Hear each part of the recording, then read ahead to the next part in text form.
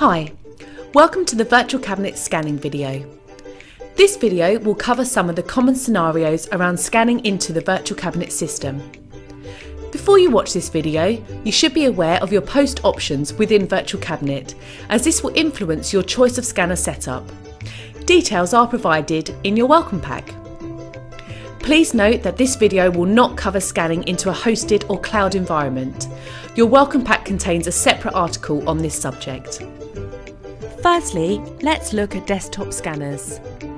Desktop scanners are usually purchased alongside your virtual cabinet system, or alternatively, you can use compatible existing equipment.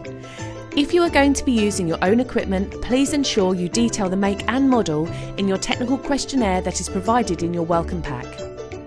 Okay, so what are our options with scanning into virtual cabinet using a desktop scanner? Well, there are three potential setups. Users have a scanner each. You can set up a scanner on each person's machine that needs to scan. These users will then use the virtual cabinet application to control the scanner and bring the documents into the system.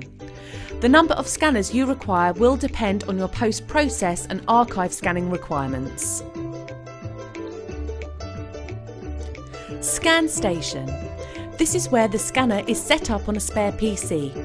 This PC will then act as a scan station for members of staff to walk up, sit down, log into the machine and scan, again using the virtual cabinet application to control the scanner.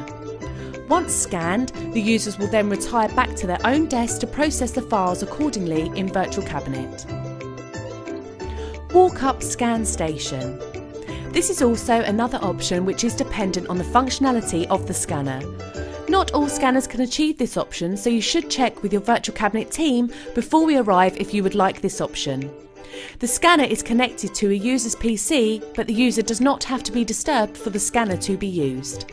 The process is: a user can walk up to the device, they do not have to touch the PC it's connected to. They can then press a button on the device that corresponds with the virtual cabinet in tray. Please note that these devices are usually limited to output to a maximum of 10 locations. The users would then retire back to their own desks and process the files in Virtual Cabinet accordingly. Alternatively, if you have an existing multifunctional device or MFD, then this can usually be configured to scan to Virtual Cabinet. The process would be that the users walk up to the device and select a scanning profile that relates to them. After the scan has completed, the device will send the document to the Virtual Cabinet server, where Virtual Cabinet will be waiting to add the documents into the appropriate in tray. The users would then retire back to their desks and process the files accordingly within Virtual Cabinet. Please note the device will need to be configured by your device administrator or your third-party suppliers whilst we are on site. Our engineers will provide the detailed requirements for what needs to be configured during the installation. There is also an MFD fact sheet contained within your welcome pack that details the requirements. What we need from you: review your scanning options. Ensure you have notified us of existing scanning equipment in your technical questionnaire.